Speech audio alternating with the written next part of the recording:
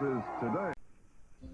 Good morning, America. We have two very special guests today. Tombo and Goma. In 1793, Eli Whitney made the cotton gin, and at first it had some bugs, of course, but now in 1860, it's developed, and cotton is skyrocketing in the South. The production is unbelievable. How do you feel about the invention of the cotton gin? I feel that the cotton gin, I don't like it because it has taken over and there's a lot more slaves working down. It's a lot more crowded, and I don't like my cabin because it's a lot more crowded and people need all this stuff and like we have to share it. It's not as comfortable as it used to be before the cotton gin. Well, here's a picture of the place we were. Oh, sorry, wrong picture. Well, that seems like a crowded house. And we'll be right back with Tombo and Goma. This guy doesn't have Nike Elite socks. This guy does have Nike Elite socks. Get your pair today.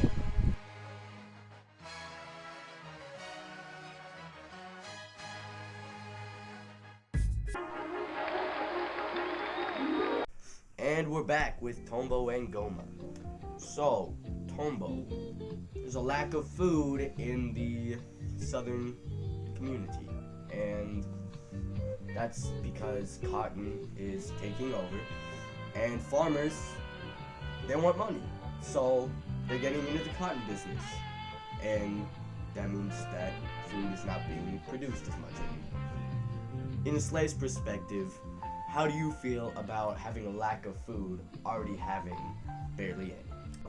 Well, it sucks.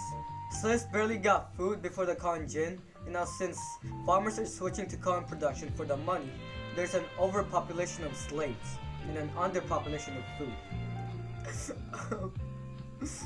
What? I don't know about you, but I need food to live. And I want to live.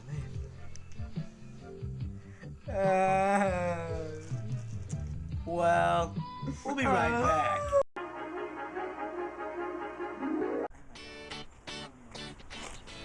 Hey girls, did you hear when you ladies fell from heaven? Oh my god!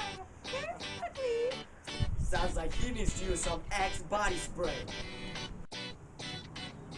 Oh.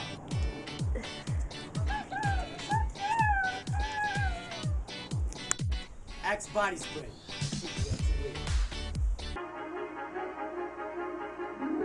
And we're back with Tombo and Goma.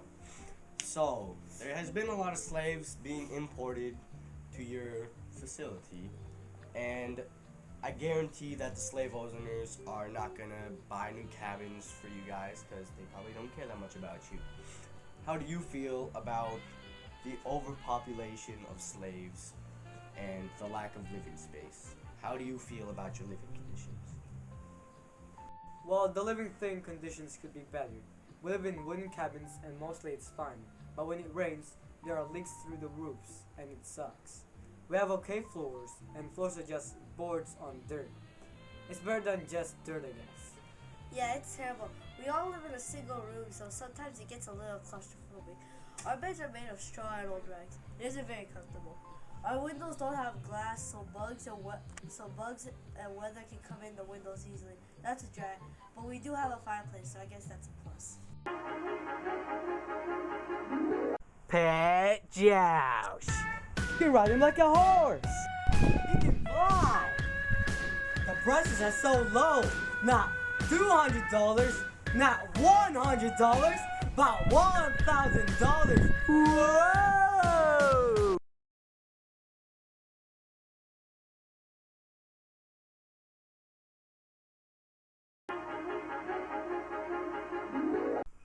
And we're back with Tombo and Goma. So, you guys, American production of raw cotton in 1790 was about 3,135 pounds.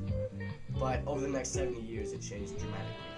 By 1860, American production of raw cotton was about 3,837,402 pounds. As it shows, the cotton production was nearly multiplied by 1,224. As a slave, does it feel like you're producing that much cotton? It feels like we produce a lot more than that. We have non-stop work. If we aren't working on producing cotton, we are working on something else. To me, it feels like we should be producing 5 to 10 million pounds of cotton. Whenever we stop working, there are a lot of slaves. For once, I agree with you. The cotton, like, we're the slaves in the cotton production. We work 24/7, and like, it feels like we're producing a lot more than just that much we are producing right now. And, I mean, we have a lot more slaves after the cotton gin came out. We should be producing about like maybe 4 times more than that. Those were some good answers by our guests, and we'll hear more from them after our break. This is the coolest Bet Ryan! Whoa! Bet Ryan, you're so fun. Oh snap! Bet Josh! Bet Ryan! No! Let's fight! Huh! Huh! Oh! Oh! Oh! Hadouken! Finish him! Finish your bet, Josh.